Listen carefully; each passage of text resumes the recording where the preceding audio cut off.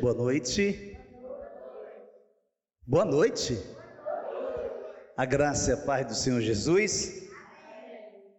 Quer dizer para você que você é muito bem-vinda. Você é muito bem-vinda, Arthur. Seja muito, mas muito bem-vindo à casa do Senhor, à congregação dos santos. Quero dizer para você que vai ser ministrado por essa palavra que vai estar no nosso canal do YouTube.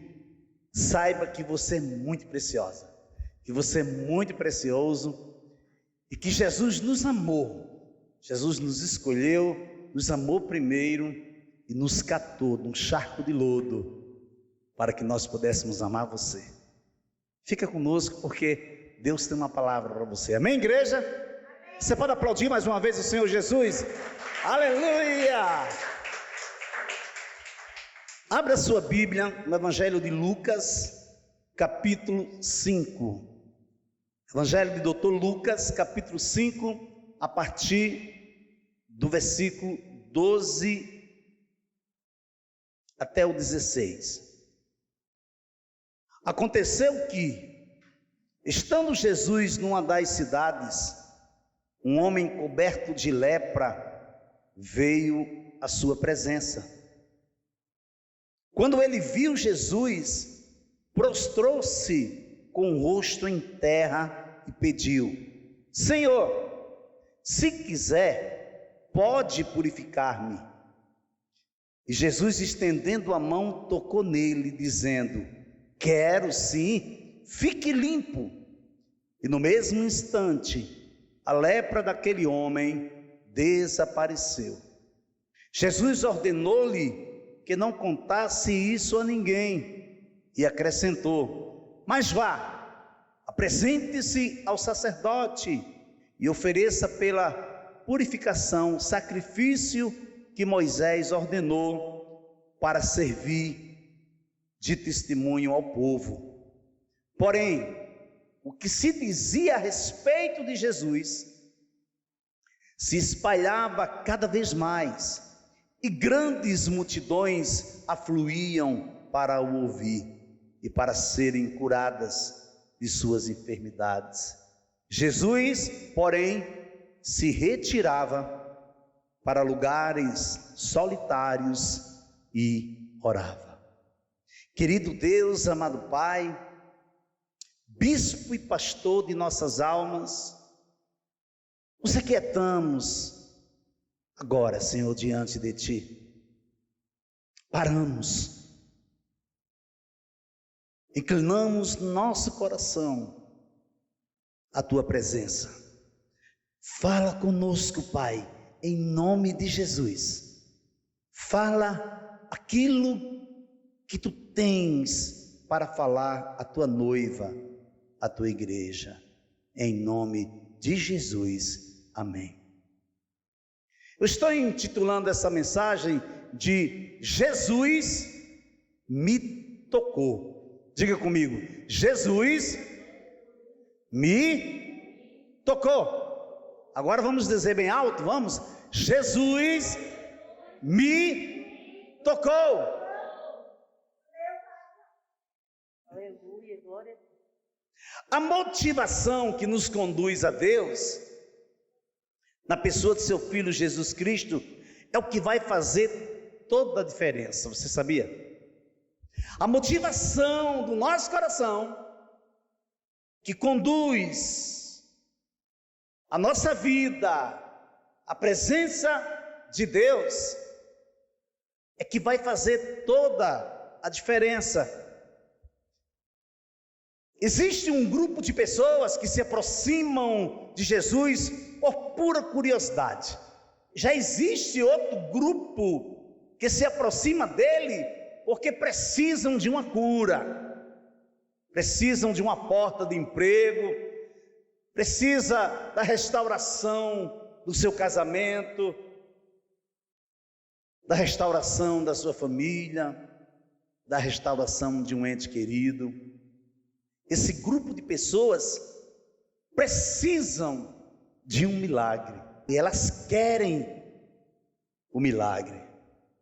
Mas existe um terceiro grupo de pessoas que ficam de longe, só observando, esperando que algo aconteça, e esse algo que acontecer venha tirar do eixo.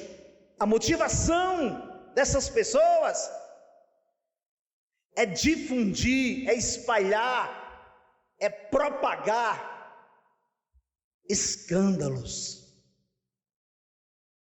Mas também existe outro grupo de pessoas que se aproximam de Jesus simplesmente porque foram atraídos pelo seu amor, foram atraídos pela autoridade que ele ensina, pela autoridade que ele cuida, pela autoridade que ele restaura. Somente no seu falar, com sua doce voz, as pessoas são atraídas por ele, por isso confessam a ele, e por isso se entrega a ele, e o recebe em sua vida como seu único e suficiente Salvador. Amém? Portanto, acheguemo-nos com toda a confiança ao trono da graça, para que recebamos misericórdia e encontremos o poder que nos socorre no momento da necessidade. Hebreus capítulo 4, versículos 16. Então, a primeira parte dessa mensagem, Jesus me tocou, eu estou intitulando de A Motivação Correta. Veja aí, Evangelho de Lucas, capítulo 5, versículo 12 e 13. Aconteceu que, estando Jesus numa das cidades, um homem coberto de lepra veio à sua presença. Quando ele viu Jesus, prostrou-se com o rosto em terra e pediu: Senhor, se quiser, pode purificar-me. E Jesus, estendendo a mão, tocou nele, dizendo: quero sim, fique limpo. E no mesmo instante, a lepra daquele homem desapareceu. Lucas capítulo 5, versículos 12 e 13. Você percebe que este homem que se encontrava coberto de lepra sabia exatamente o que queria. O que é que ele queria? Ele queria ser curado. Ele não duvidou da competência de Jesus em curá-lo. Ele só não estava ciente da atitude de Jesus. Ele só não sabia qual seria a reação de Jesus em sua direção. Mas em momento algum, ele cocheou em dois pensamentos. Em momento algum, ele duvidou que Jesus poderia curá-lo. Pelo contrário, ele creu em Jesus. Ele entra na presença de Jesus, convicto do que ele queria. Aí eu quero perguntar para você nesta noite: como é que você entrou por essas portas? Qual a sua maior necessidade nesta noite? Qual a sua convicção? Eu tenho uma plena convicção que aquele que começou boa obra há de completá-la até o dia de Cristo Jesus. Porque Ele é fiel, porque Ele é maravilhoso. Quero chamar a sua atenção para juntos entendermos o contexto que esse homem se encontrava. A dinâmica da linguagem nos leva a entender que a lepra já se encontrava em um estado avançado.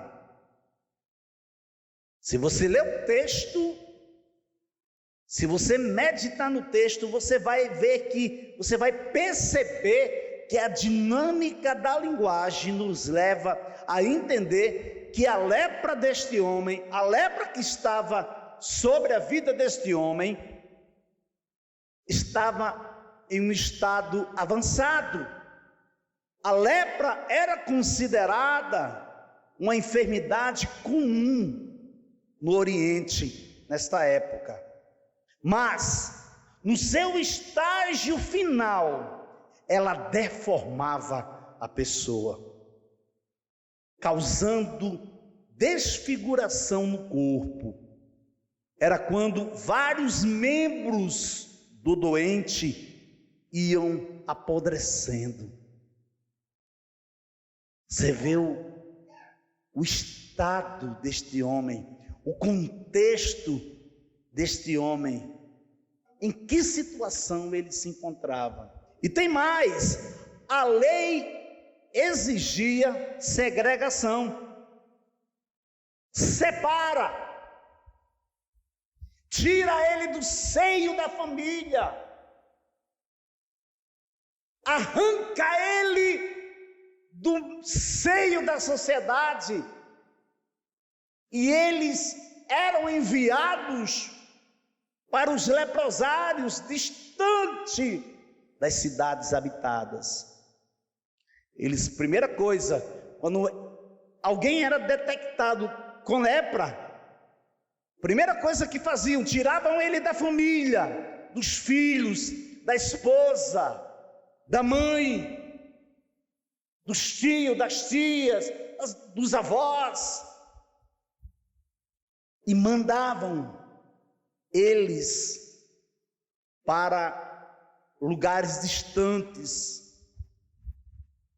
que eram conhecidos como leprosários. Por quê? Porque a lei exigia segregação, que é separar, que é lançar fora, é tirar do meio e lançar fora. O que levava a um tratamento desigual ou injusto, dado a uma pessoa, a um grupo, com base em preconceito de alguma ordem. Era pela religião, era pela cultura, era pelo sexo. E de repente, esse homem se depara com Jesus Cristo.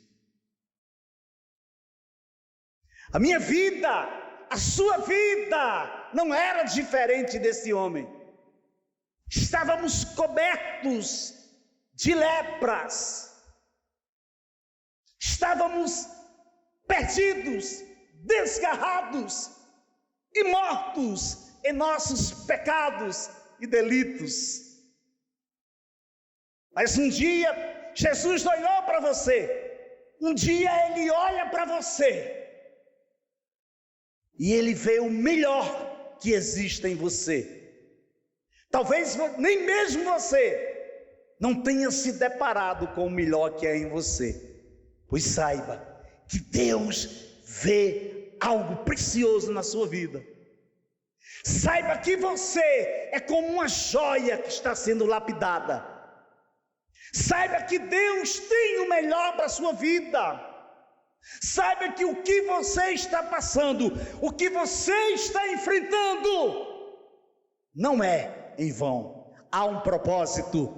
Esse propósito excelente é para você sair melhor, é para você crescer, é para você ir para um âmbito de excelência, é para você cada vez mais dizer: Jesus, eu te amo, eu te amo. É para você lá na frente, em outro tempo, ajudar pessoas que irão estar passando pela mesma situação que você se encontra. Amém? Você pode aplaudir o Senhor Jesus?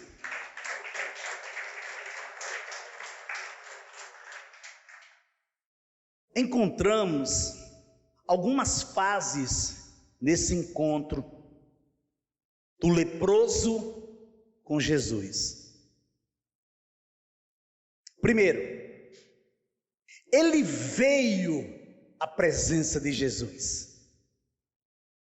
Segundo, ele viu Jesus. Terceiro, ele prostrou-se com o rosto em terra.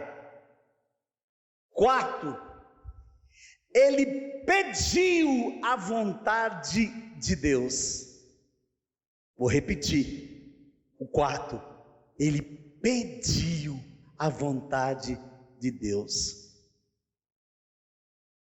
Ele poderia ter muito bem ter pedido: Jesus, me cura, me restaura,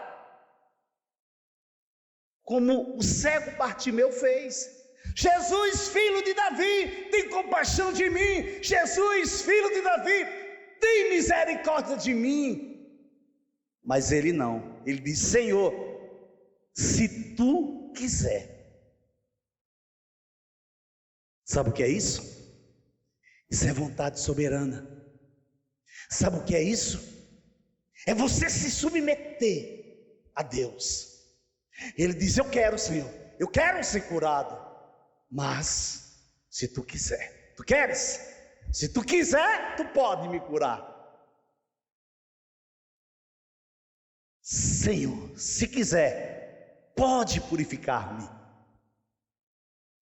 Quinto, Jesus tocou nele, dizendo: quero, sim, fique limpo. Sexto, o flagelo desapareceu. Mas foi de imediato.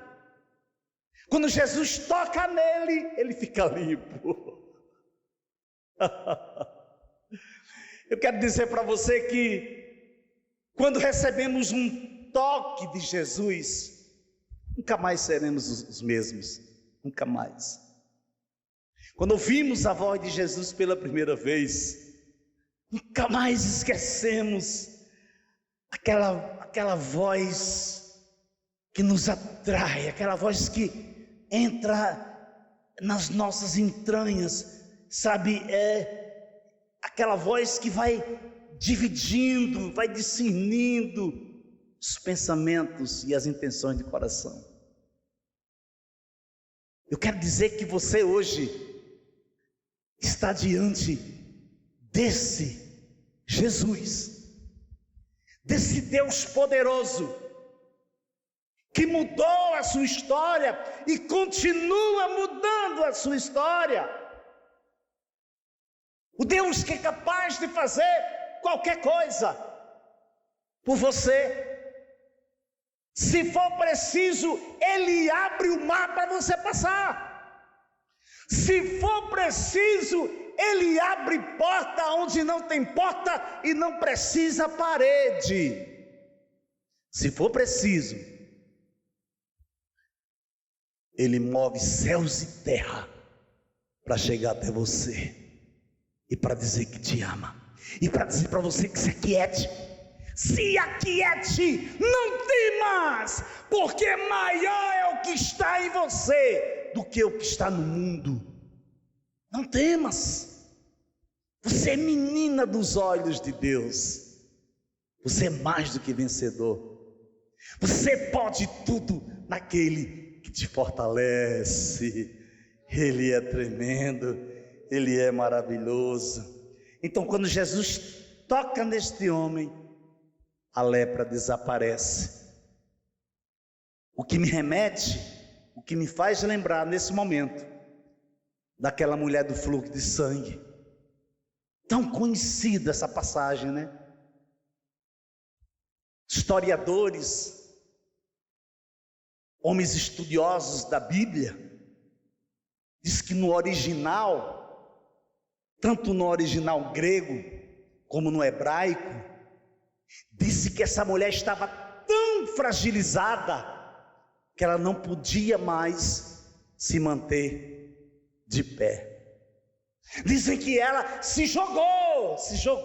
Diz que ela foi se arrastando entre a multidão e toca nele. Mas interessante, Jesus se encontrava em missão.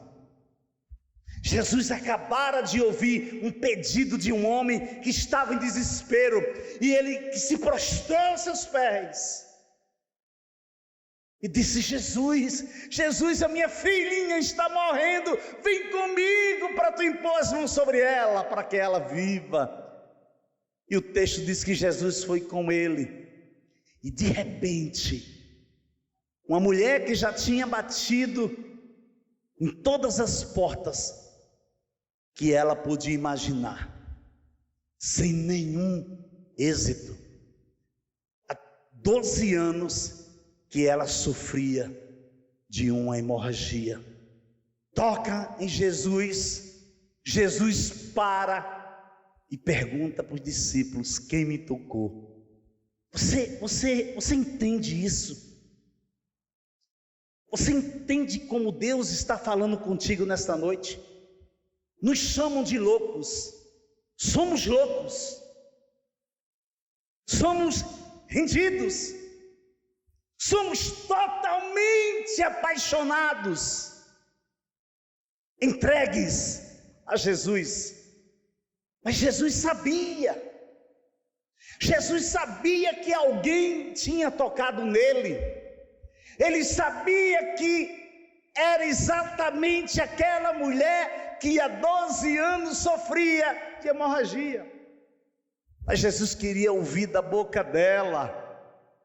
Mas a gente passa a tela, estamos na esquerda aqui, agora vamos para a direita, é onde se encontra Jairo.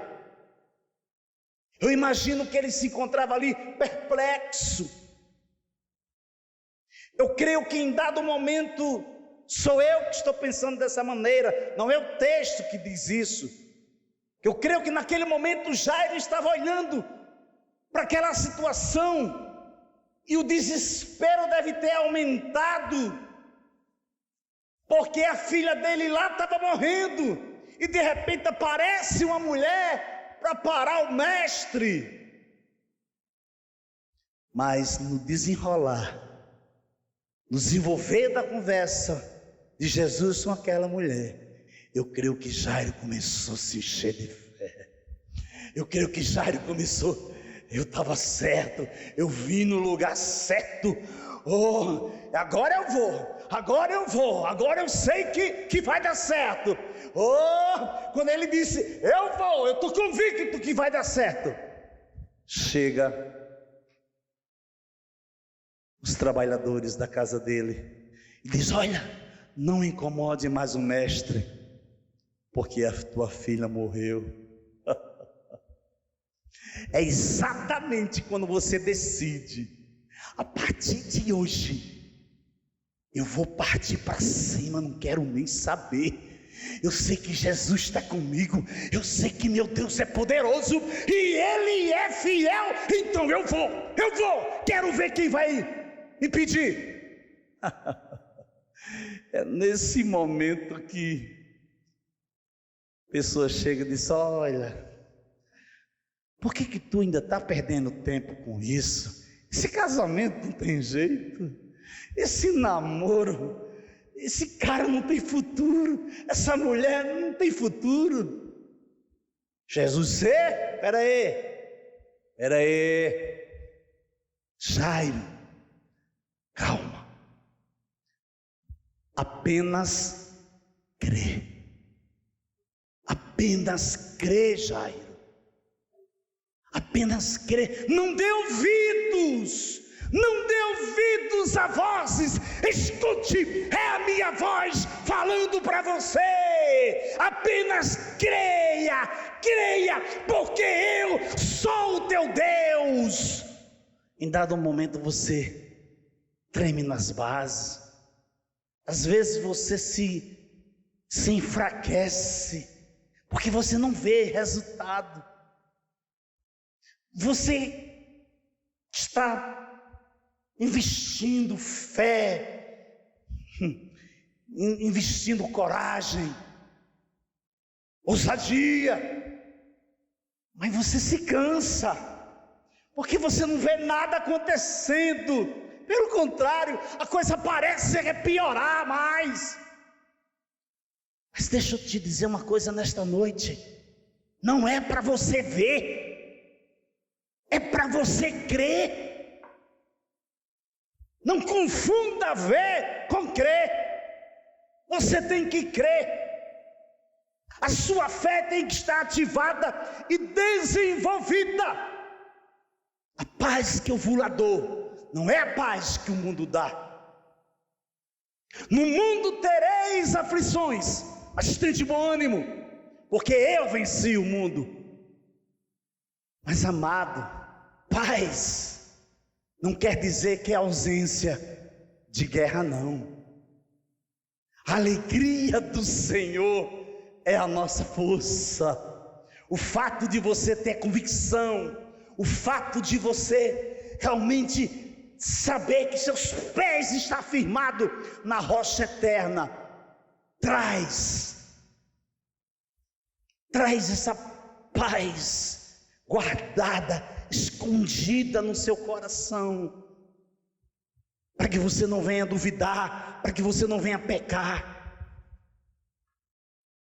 para que você venha crer que quando você não suportar mais, Deus enviará o escape, e o escape dele sempre é a melhor condição, é a melhor solução. Amém? Aleluia. Qual o aprendizado que eu tiro das fases, das etapas do encontro do leproso com Jesus? É que na maioria das vezes não entramos na presença de Deus por falta de fé, amados, porque exercitamos uma fé mental. O depósito da fé é o coração. A fé desenvolvida vai requerer de você relacionamento com Deus, tirar tempo com Deus, devocional com Deus, entrega total com Deus, busca incessante por Deus, desobediência zero. Aí sim, aí você vai ver, aí você vai entender quando o apóstolo Paulo diz: se eu tiver tamanha fé ao ponto de transportar este monte de um canto para o outro, se eu não tiver amor, nada serei. Aí você vai entender, porque é relacionamento com Deus. E você sabe qual é a matéria-prima de relacionamento com Deus? É amor.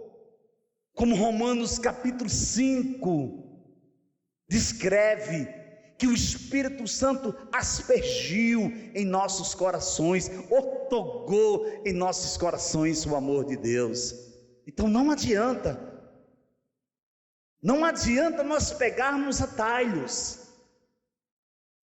Caminhar com Cristo tem que ter um processo de santificação progressiva. Você tem que estar dentro do processo, você tem que caminhar por um caminho de santidade, porque se você não caminhar, você vai estar pegando o seu tempo e jogando no monturo. Então muitas vezes não entramos na presença de Deus devido à falta de fé. Não foi o caso deste homem. Mesmo leproso, ele não hesitou, não demonstrou falta de segurança, ele não duvidou, pelo contrário, ele creu que Jesus era capaz de dar um fim na sua dor. Simplesmente ele ativa a sua fé e coloca em prática. Ele veio para a presença de Jesus. Só então ele viu Jesus. Infelizmente, muitas pessoas dizem que estão na presença de Deus, estão na presença de Jesus e não vê Jesus. Se você prestar atenção no texto, diz que ele veio à presença de Jesus. Aí em seguida diz: e ele viu Jesus. Mas pastor, estar na presença de Jesus não é a mesma coisa que ver Jesus? Não, são duas coisas distintas. Só vê Jesus quem tem experiência com Jesus. Só vê Jesus quem para e conversa com Jesus. Só vê Jesus quem tira tempo com Jesus. Só vê Jesus quando mesmo sem ver aquilo que quer ver, mas crê e segue na direção. Então ele viu Jesus, ele entra na presença, em seguida ele vê Jesus. A exemplo disso são os dois discípulos de Emaús. Foi o que aconteceu? Eles iam caminhando em direção a Emaús, tristes, decepcionados, se sentindo derrotados, seus sonhos tinham se acabado. De repente, Jesus cola neles. Diz: por que vocês estão tristes desse jeito? Foi que aconteceu? O que é isso, estrangeiro? Só você que não sabe que eles mataram Jesus, e ele era um homem sábio, tinha autoridade nas palavras. Jesus fica olhando para eles assim, caminhando com eles, e eles não conhecem, eles não veem Jesus.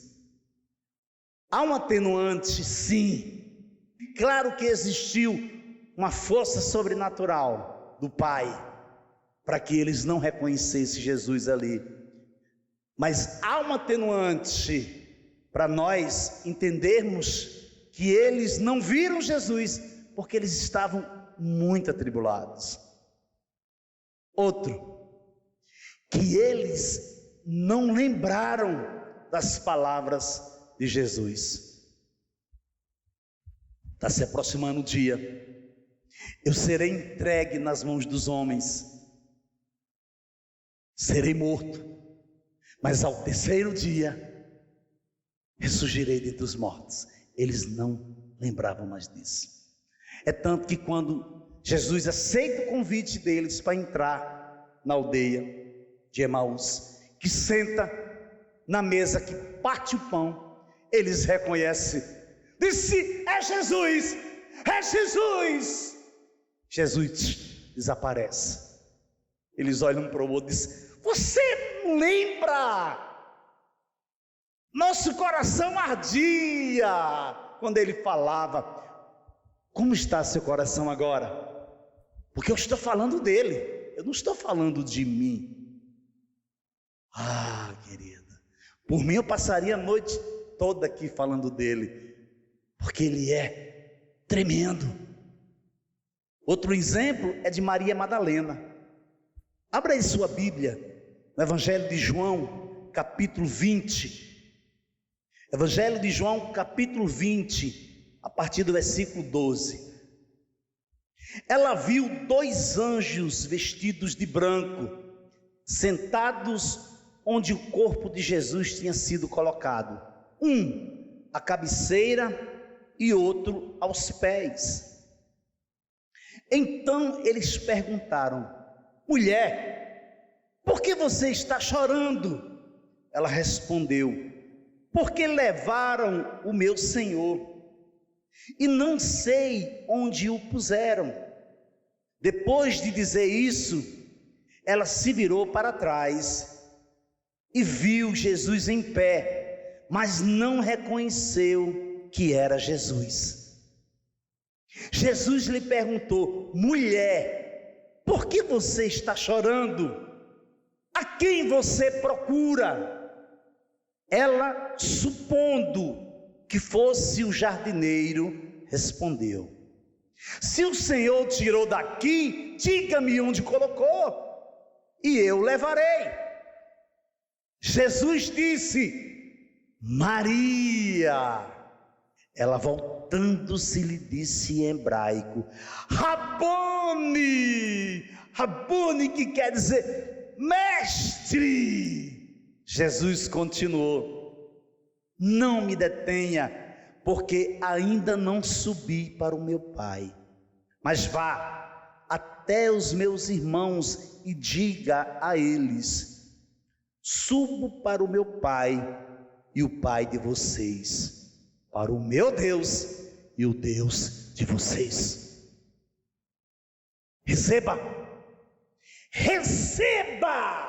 subo para o meu Pai e o Pai de vocês, para o meu Deus e o Deus de vocês. Ele é poderoso, Ele é fiel, Ele é maravilhoso, Ele cumpre com sua palavra, Ele vela por ela para cumprir. Você pode aplaudir? Aplauda o Senhor nesta noite, aleluia! Você nota que o homem que estava leproso queria sua cura, mas ele só queria sua cura mediante a vontade de Deus. Somente se fosse a vontade de Deus, a cura era-lhe acrescentada como benefício. Se apenas fosse a vontade dele, era uma coisa simples. Mas se fosse da vontade de Deus, a cura que Jesus libera para a sua vida vem com libertação. A cura que Jesus libera para a sua vida vem com restauração. A cura que Jesus libera para a sua vida vem com salvação. A cura que Jesus libera para a sua vida vem com vida eterna. Oh, Deus maravilhoso! Porém, quando Jesus responde: quero sim, fique limpo, creio eu que a fé desse homem transbordou de alegria, e por se tratar de uma doença incurável, a súbita cura deve ter causado surpresa a ele e a todos os seus amigos e todos que estavam presentes. Segunda parte da mensagem: a oferta de gratidão. Veja aí, versículo 14, Evangelho de Lucas, capítulo 5, versículo 14. Jesus ordenou-lhe que não contasse isso a ninguém, e acrescentou: mas vá, apresente-se ao sacerdote e ofereça pela purificação o sacrifício que Moisés ordenou para servir de testemunho ao povo. Lucas capítulo 5, versículo 14. A lei exigia que os casos de lepra fossem inspecionados pelos sacerdotes. Eram os sacerdotes que examinavam essas pessoas. Servia como um departamento de saúde na comunidade judia. Abra sua Bíblia em Levítico capítulo 14, por favor. Levítico capítulo 14, a partir do versículo 1 ao 4. O Senhor disse a Moisés: esta será a lei a respeito do leproso no dia da sua purificação. O leproso será levado ao sacerdote. Este sairá fora do arraial e o examinará. Se a praga da lepra estiver curada, o sacerdote mandará trazer para aquele que se houver de purificar 2 aves vivas e puras, madeira de cedro, pano escarlate e esopo. Levítico capítulo 14, versículo 1 ao 4. Aí se você ler o capítulo 14 de Levítico, você vai ver as especificações das leis, o qual era necessário que acontecesse quando uma pessoa chegava para ser examinado por um sacerdote. O objetivo de Jesus era que esse homem passasse pelos devidos canais para ser admitido em sua comunidade. Olha como Deus é tremendo. Deus não faz nada aleatório. Deus não faz nada por fazer. Por isso que às vezes nós não entendemos, porque passamos por momentos, por tempo de aflições, por lutas intensas, e muitas vezes nos encontramos inquietos, até mesmo atribulados, perseguidos, porém não abatidos. Então precisamos sim entender uma coisa, que quando Deus permite que venha alguma adversidade em nossa direção, porque Ele quer trabalhar na sua vida e na minha vida, é porque Ele tem algo mais excelente lá na frente, porque antes de você, antes de mim, antes de nós pensarmos, Deus já foi, Ele era, Ele é, Ele sempre será. Ele é o princípio, Ele é o fim, Ele é o alfa, Ele é o ômega. A gente não entende, no momento a gente não entende, e em dado momento a vontade é de largar tudo, é de chutar o pau da barraca e dizer: vai para lá, Satanás. Mas calma, aquieta tua alma, aquieta teu coração. Você está quase chegando lá. Você está incomodando o inferno. Tem hora que olham para você e não reconhecem o que está acontecendo com ela. Mas ela está diferente, ela está falando menos, ela não grita mais, ela não espragueja mais, ela não chama mais palavrão. O que está acontecendo? Alguma coisa está diferente, ela está diferente. Ou ele, o que está acontecendo com ele? Ele está tão quietinho, ele está calado. O que está acontecendo? É Deus no controle, é Deus trabalhando, é o agir invisível de Deus trabalhando na sua vida, trabalhando na vida do seu esposo, trabalhando na vida da sua esposa, trabalhando na vida da sua igreja.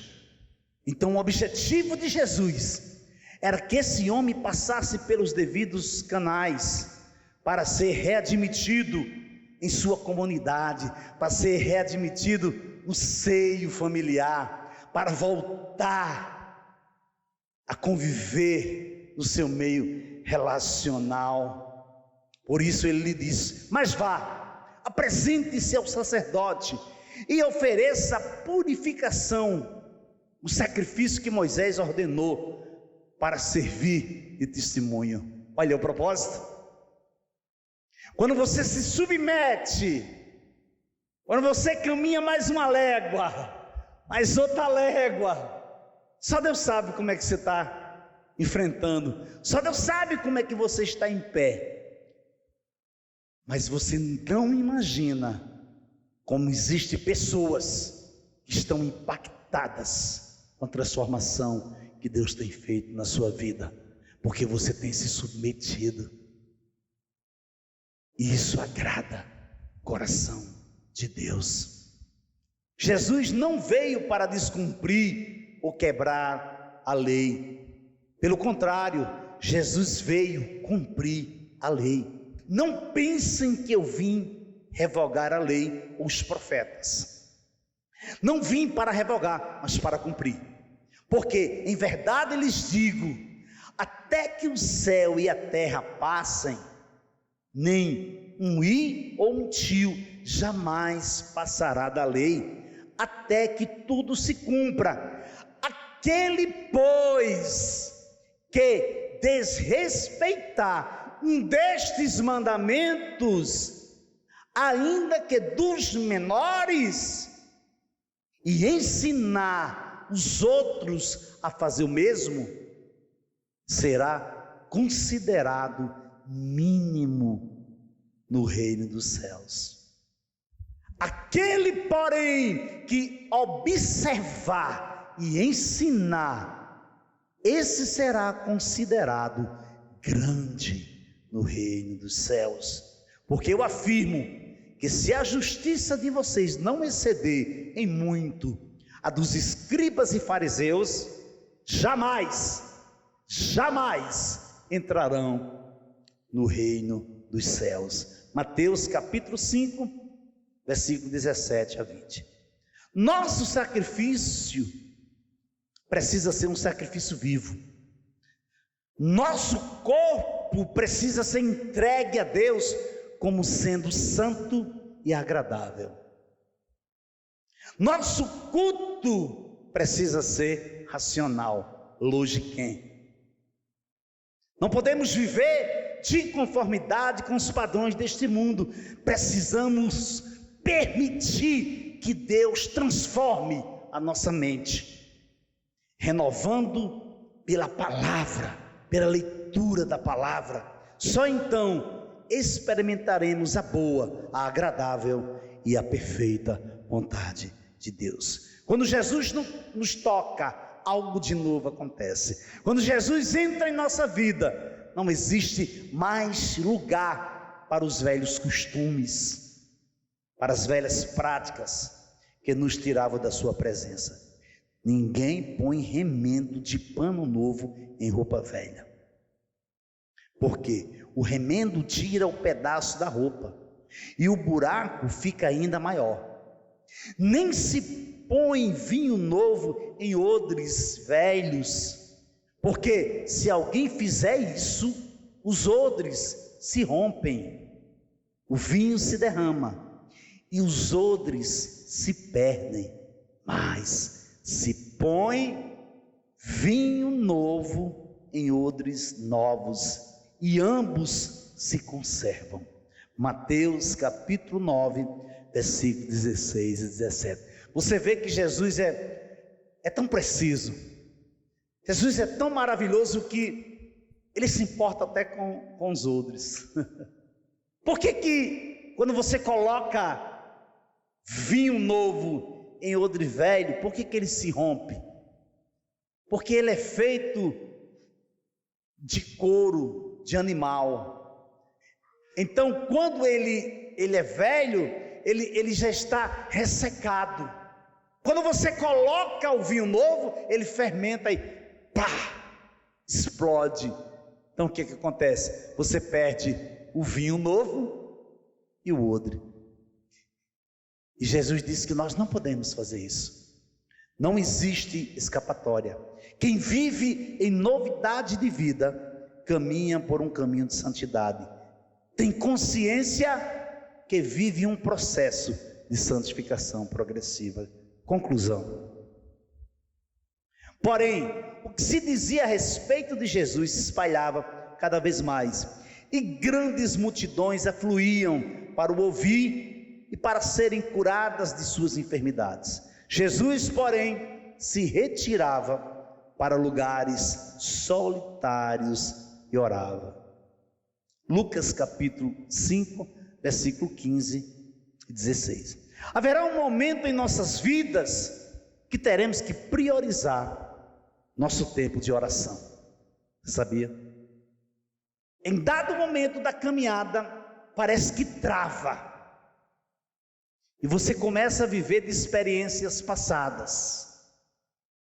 Quando você está no meio de um problema, a primeira coisa que você pensa é pedir para orar por você. Ore por mim. Meu irmão, ore por mim, porque eu estou passando uma luta. Você não tem forças para orar, mas haverá um momento que você vai precisar priorizar o seu tempo de oração. Nossa busca incessante pela presença de Deus tem que ser prioridade.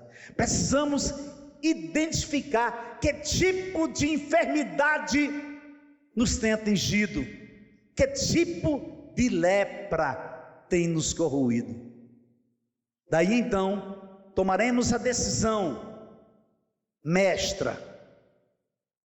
A decisão mestra é adentrar na presença de Deus pelo novo e vivo caminho. e nos depararemos com a magnitude da grandeza do seu amor. Se permita ser tocado por Jesus. Receba o toque de Jesus nesta noite. Jesus me tocou. Você pode aplaudir esse Deus poderoso. Aleluia.